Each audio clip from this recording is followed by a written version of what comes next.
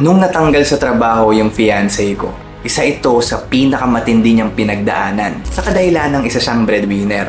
At sa kanya umaasa yung mga senior citizen niya na magulang. At medyo masakit rin sa parte ko dahil LDR kami at wala ako kung kailan kailangan niya ng masasandalan at maiiyakan. Subalit pagpasok ko sa trabaho, isang good news ang natanggap ko. Binigyan ako ng rest day ng boss ko at saktong-sakto, ito rin yung mga huling araw niya sa Taiwan. Kaya agad-agad akong bumili ng ticket para sorpresahin at damayan siya sa kanyang pinagdadaanan. Pero bago ko simulan ng kwento, gusto ko munang sabihin yung panapos kong linya sa dulo. Pinagsakloban ng langit at mundo.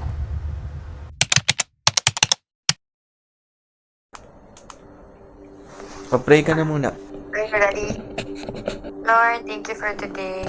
Thank you, Lord, sa nangyayari ngayon. Magulo man siya, pero alam ko, redirection mo to, Lord. Prepare niyo lang po yung body ko, yung mind ko, yung soul ko. Thank you, Jesus. Good night, Babu. I love you so much. Love you so much. Good night. Babu, patayin ko muna yung ilaw. Nahirapan ako makasleep. Ako din. Okay. Ha? Good night. Yes. Ako din. Bukas na lang. Ha? Good night, Babu. I love you so much. Guys, flight ko ngayon sa Taiwan. Natapos yung call namin 3 a.m. Flight ko ng 6 a.m. Tingnan mo, nag-explain ba kasi? Nilagyan ko ng, ayun na, nakikita ba? Kita nyo? Nilagyan ko ng harang yung camera ko. Kasi pag in-off ko sa FaceTime, mahalata niya kanina. Kailangan ko na kumilos, guys. Maliligo lang ako saglit. Tapos, punta na tayo sa airport. Dahil nga may pinagdadaanan yung fiancé ko. 16 yung uwi niya sa Pinas. May 3 days off naman ako. Nandun ako para tulungan siya sa lahat, no? Basta, di niya alam na pupunta ako. So, samahan niyo ako, guys. I'm done. Sobrang biglaan nito. Dahil nga, gusto ko this time is somehow, andun ako. Kasama niya ako sa pagsubok. So, tara, punta na tayo ng airport. Nababa yung call. Aksidente na nababa yung call. Tulog na si Nika dad. So, hindi na siya tumawag. Let's go. Punta na tayo ng airport. Ay, bisa natin kasi nakikita tayo. Airport! Ah! Haya. Sisi ah. Yeah. Guys, we're here. Medyo hindi lang tayo pwede maingay kasi may mga natutulog dito. Speaking of tulog, wala pa akong tulog, guys.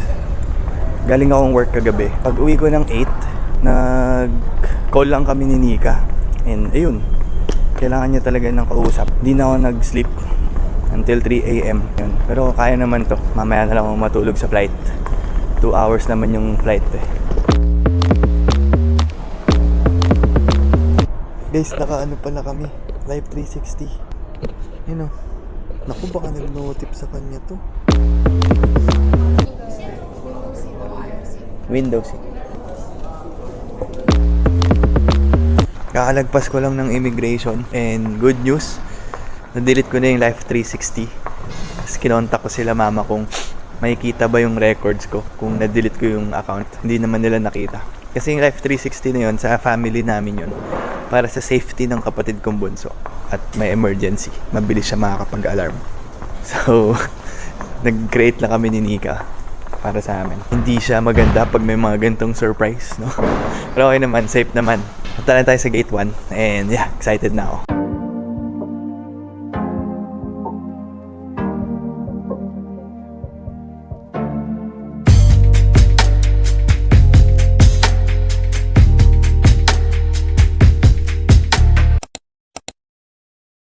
Yan, so boarding na tayo, guys. Excited ako makita si Nika, pero at the same time, medyo nakakalungkot kasi yun, yung reason ng punta ko dun is para kasi uuwi siyang Philippines. And yeah, pero okay lang. Be positive in life and always choose to be happy, sabi niya. Wow!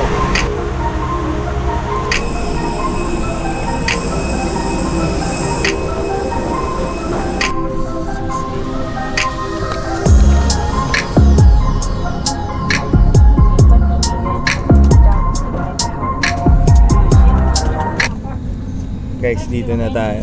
So, flight tayo ng 6:30. Tulog lang ako. Ito yung view natin. Ayan.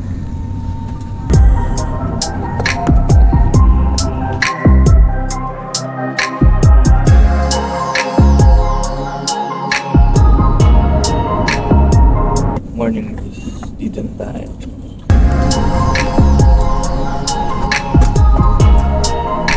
Sarap nung sleep ko dun ah. Kakalagpas lang natin ng immigration. Kunin lang natin yung luggage. Let's go guys. Ganda ng sundo ko guys. So, Tesla! Tesla! Wow! Welcome back! Ang huling sorpresa kay Nika.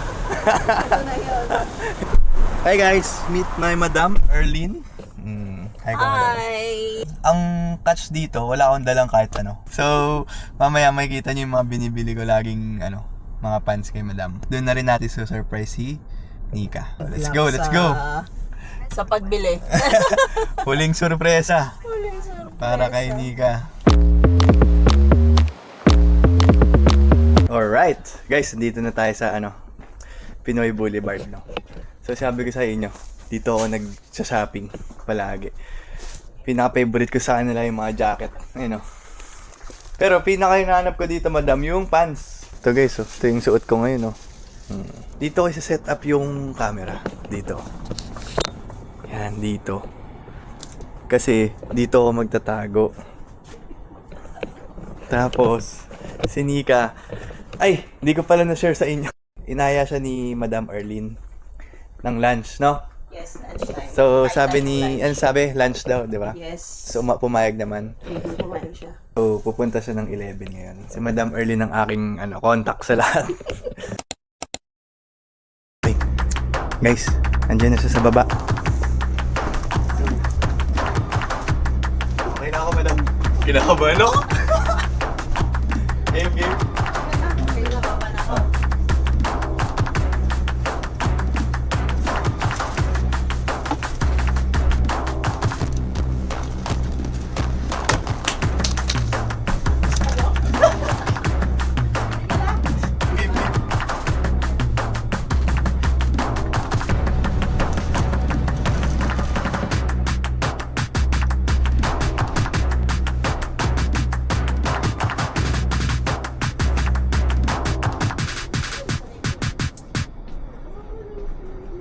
Sorry, Mom. Thursday.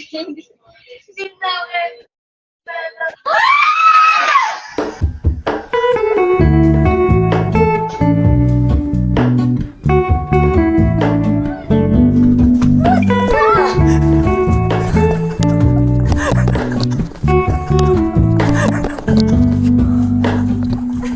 Hello, Totoo to, hindi AI to. I can't shake the simplest feeling beyond we stand on the opposite shore. Hello, I reach through mysterious ceilings, my only hope. I look for the things I've been. Success yung surprise natin. Tulad siya eh. Na-surprise tuloy si Ma'am na nalungkot siya. Naiyak. Kaya palang tagal. Buti. Oo! Naiyak ako kasi yung sinabi niya parang as in, reported ako sa terminate. Men, usap muna kayo. Pero guys, gulat siya Gulat siya So, magkakwentuhan lang muna kami dahil nga natanggal si Nika. Ito! I should Alam mo be ba the sa last sulpot? all in there. I stand Show me Hindi ako nakakala. Sabi namin. honestly. Nagsustory-story ako. Tingnan mo, no? Pagkausap mo siya, andito sa tayo. Din, mamaya mapapanood mo sa vlog. Kung ba. Kung bakit siya nandito. Pinoy Boulevard. Na-deport ka din? Hindi, kukunin na ako ni Madam dito kaso alis ka na pala. Kaya Gagawin niya ang empleyado. Tapos alis ka. Ano ba yun? I mistook you for Ito si Mom. Nakakainis ka mo. Ika, Bulacan. Ba't Bulacan? Kaloogan? Kaloogan? Uy, hindi ko talaga hello. Ikaw yung nagiging sinulun ko eh. At sa mga oras na to ay masaya ako dahil napasaya ko kahit papano ang aking fiancé. At medyo nakalimot siya sa kanyang pinagdadaanan. Hindi lang ako ang naging karamay niya, kasama namin si Ninang Erlyn at ang aming kaibigan na si Rena. At sa saglit na panahon ko sa Taiwan, meron na naman akong babaunin na leksyon sa kwento ni Nika Carino. Isang matinding pagsubok ang mawala ng trabaho. Pero pinakita niya sa akin na sa kabila ng kanyang pinagdadaanan ay patuloy pa rin siya lumalaban para sa pamilya niya. At positibo siyang humaharap sa araw-araw na hamon ng buhay. Nagkaroon siya ng gantong positive mindset dahil 3 years ago, muntik na siyang mamatay sa sakit na autoimmune at 5 chronic disease ang umatake sa kanya. At isa lang ang dasal niya noong mga panahon na yon. Pagalingin siya ng kataas-taasan. Kaya yung Nika na nakikita natin sa social media ay sinubok na ng panahon at isa siyang inspirasyon, lalo na sa mga katulad niya ng sitwasyon. Na sa kabila ng matinding sakit at pagkawala ng trabaho ay hindi siya sumuko at araw-araw pa rin siya nagsushow up dahil alam niya na ang pagsubok ay parte talaga ng buhay ng tao at alam niya sa sarili niya na hindi siya papabayaan ng Panginoong Hesukristo. At kung napapanood mo man to, kahit san ka man naroroon, alam ko pag ganito ang sitwasyon, mapapatanong tayo, ano ba ang plano niya sa atin? Ang gulo-gulo na nga ng mundo, ang gulo pa ng buhay ko. Pero ito ang palagi mong tandaan, palaging andyan ang Panginoon para sa'yo. Dahil anak ka niya, He will never fail. He is kind. He is faithful to His promises. He is merciful. At nag-aantay lang siyang isurrender mo to sa Kanya dahil perpekto ang Kanyang plano sa tamang panahon at walang makakasira nito na kahit pa sino. Kahit na minsan akala natin ay tayo'y pinagsakluban ng langit at mundo. Faithful to the end. Closer than a friend, and your love will never fail. In every season you are there, faithful to the end. Oh God, you never left in my heaven or my hell. Forever, always walking beside me.